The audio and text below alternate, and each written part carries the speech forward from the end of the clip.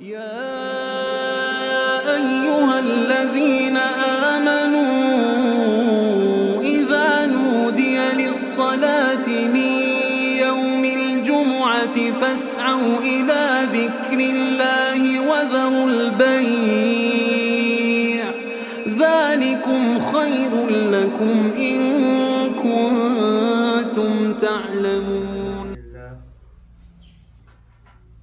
الحمد لله الخبير العظيم المتعالي.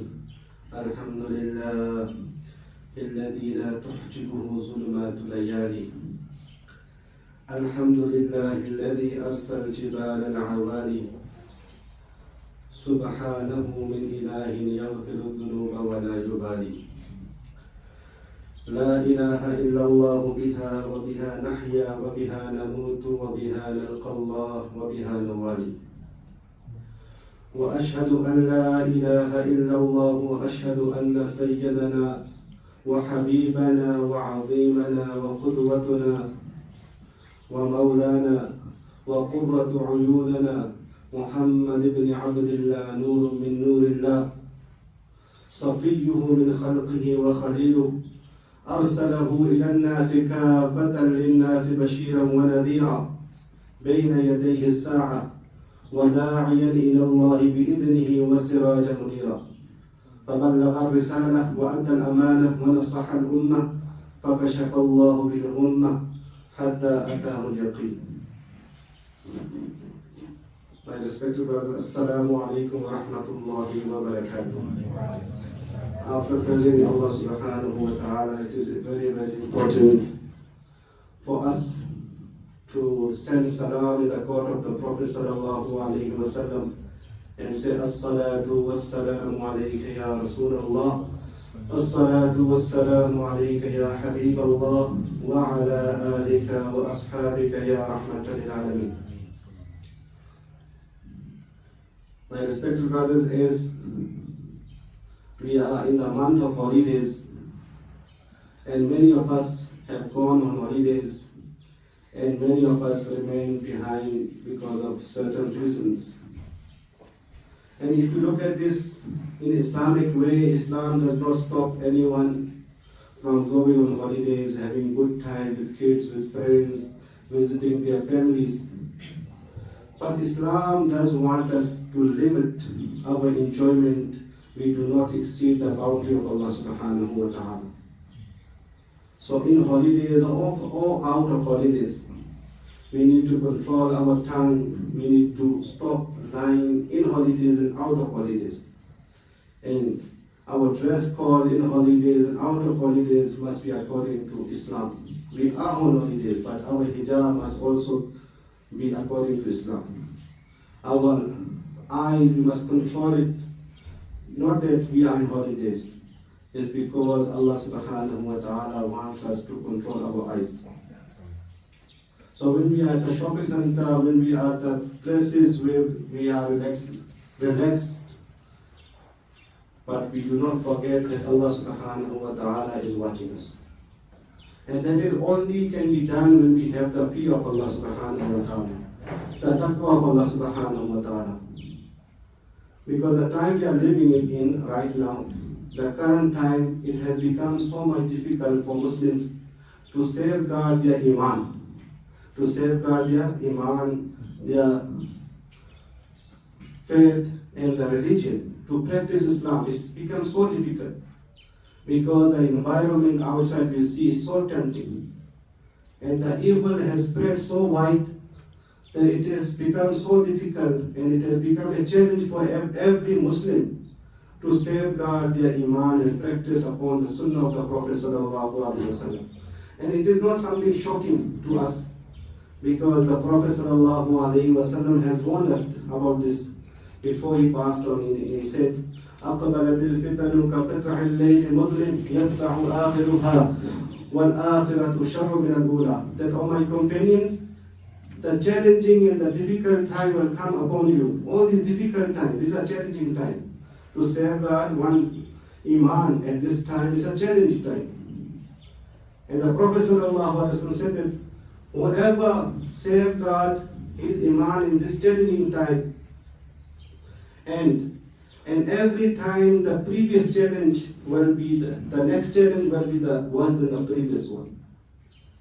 So the current time we are living in is so tempting outside, is that it's very easy to commit sin. If you look at our mobile phone, when you are scrolling up and down on TikTok, on Facebook, you will find lots of 60% of the videos we go through is about immorality. So it has become so easy to commit sin at this current time. And the Prophet ﷺ also said, يَأْتِي عَلَى النَّاسِ زَمَانٌ يَأْتِي عَلَى النَّاسِ زَمَانٌ الْقَابِضُ فِي دِينِهِ كَالْقَابِضُ عَلَى الْجَمَلِ. That the time will come upon my people to hold upon to his religion, to hold upon to the command of Allah subhanahu wa ta'ala, will be holding like on a burning charcoal. So you can see how difficult it is for a Muslim to safeguard and to practice upon the command of Allah subhanahu wa ta'ala. The Prophet sallallahu alaihi wasallam said that in this difficult time, whoever holds upon to what the companions and what Rasulullah sallallahu alaihi wasallam has commanded, is like holding upon to a burning charcoal. How difficult it is. And we all know how difficult it is to hold a burning charcoal.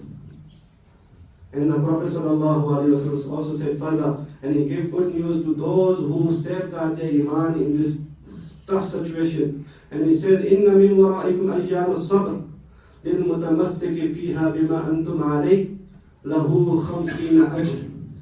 That when after you, O my companion, the time of patience will come. Whoever adores this challenging time, he will get a reward of my 50 companions. But the condition is, you should hold on what my companions they have held on to. And you need to take apart what my companions have taken apart. So, we can only do this when we have the taqwa of Allah subhanahu wa ta'ala. And the problem of our root problem is our heart. If we can fix our heart, then all the problem will be finished. Because Allah subhanahu wa ta'ala said, وَمَنْ يَتَّقِ اللَّهَ يَجْعَلْ لَهُ مِنْ أَمْرِهِ يُسْرًا. Whoever has the taqwa of Allah subhanahu wa ta'ala, Allah subhanahu wa ta'ala will make his thing easy for him.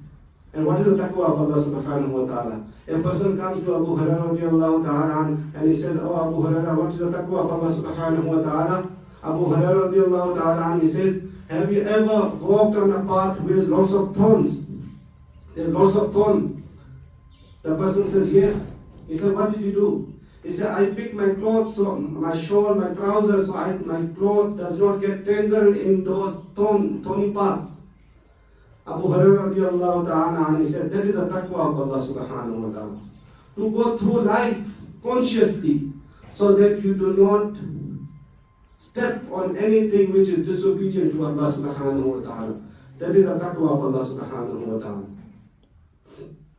So migrate yourself from one action to another which is obedient to Allah subhanahu wa ta'ala, and to leave what Allah subhanahu wa ta'ala has forbidden you. That is a taqwa of Allah subhanahu wa ta'ala. That is a fear of Allah subhanahu wa ta'ala. And generally when you fear something in this dunya, when you fear somebody, it will take you away from him. You will run away. But the fear of Allah subhanahu wa ta'ala will take you close to Allah subhanahu wa ta'ala. So Allah subhanahu wa ta'ala said, Inna Allaha yuhibbul muttaqin. That Allah subhanahu wa ta'ala loves those who have taqwa of Allah subhanahu wa ta'ala. Imagine a small younger brother comes to you and he tells you that, oh my brother, I love you. How much happiness you will have. How much honor you will feel that your younger brother loves you. And imagine your parents come to you and tell you, my son, we love you. And how much dignity and the happiness it will bring to your heart. That your parents, they love you. And here Allah subhanahu wa ta'ala tells you, Inna Allaha yuhibbul muttaqin, that I love those who have the taqwa of Allah subhanahu wa ta'ala. And when Allah subhanahu wa ta'ala loves someone, then Allah subhanahu wa ta'ala tells Jibreel that I love so and so, you must also love him. And Allah subhanahu wa ta'ala said, وَعْلَمُوا أَنَّ اللَّهَ يُحِبُّ الْمُتَّقِينَ. That know that Allah subhanahu wa ta'ala loves those who have the taqwa of Allah subhanahu wa ta'ala. And Allah subhanahu wa ta'ala is with those who have the taqwa of Allah subhanahu wa ta'ala. And remember, there are two types of being of Allah subhanahu wa ta'ala. Generally, Allah subhanahu wa ta'ala is with non-Muslim, with Muslim, with anyone. That's a general being of Allah subhanahu wa ta'ala. That Allah subhanahu wa ta'ala is watching them, can hear them, can witness them. That is a general of Allah subhanahu wa ta'ala being with somebody. But being of Allah subhanahu wa ta'ala with the person who has a taqwa of Allah subhanahu wa ta'ala, that is special for the person who has a taqwa, that it means that Allah subhanahu wa ta'ala will boost them, will protect them, will give them stamina, will financially give him a boost financially, and will back him up, will give him a knowledge, motivate him, and you will encourage him. That is a promise of Allah subhanahu wa ta'ala for the one who has the taqwa of Allah subhanahu wa ta'ala in this dunya. This is the reward for the one who has the taqwa of Allah subhanahu wa ta'ala in this dunya.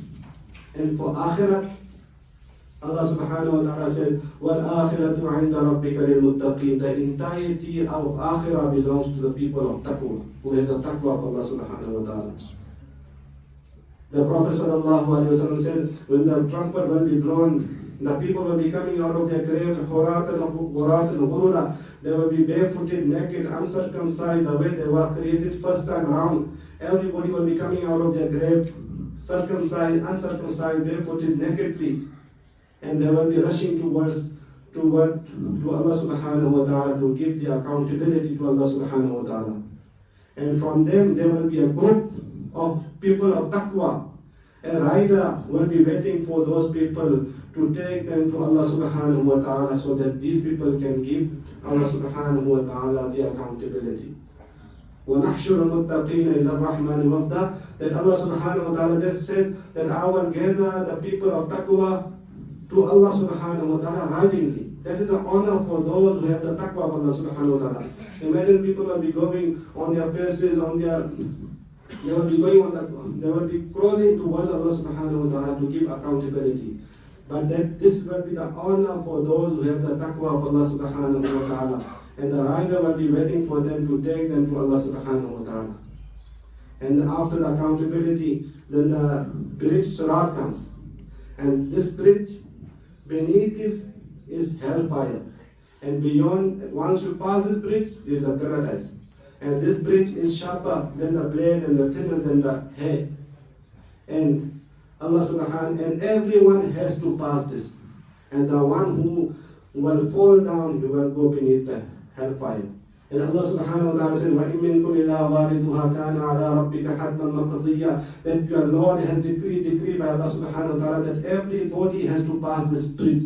ثُمَّ نُنَجِّي الَّذِينَ اتَّقَوْا وَنَذَرُ الظَّالِمِينَ فِيهَا جِثِيًّا. That we will safeguard those who have the taqwa of Allah subhanahu wa ta'ala. And we will kneel down those who are criminals and kuffar in the fire of hell. And after the accountability and the full sirat, what comes? Allah subhanahu wa ta'ala said, وَسِيقَ الَّذِينَ اتَّقَوْا رَبَّهُمْ إِلَى الْجَنَّةِ زُمَرًا. I will take those who have the taqwa of Allah subhanahu wa ta'ala towards the paradise. Imagine on the day of judgment when everybody is panicking, everybody is worried for themselves. Allah subhanahu wa ta'ala guarantees those people who have the taqwa. He said, إِنَّ الْمُتَّقِينَ فِي مَقَامٍ أَمِينٍ. Surely those who have the taqwa of Allah subhanahu wa ta'ala, they are in safe place. Imagine Allah subhanahu wa ta'ala gives you guarantee that if you have the taqwa, you are in a safe place.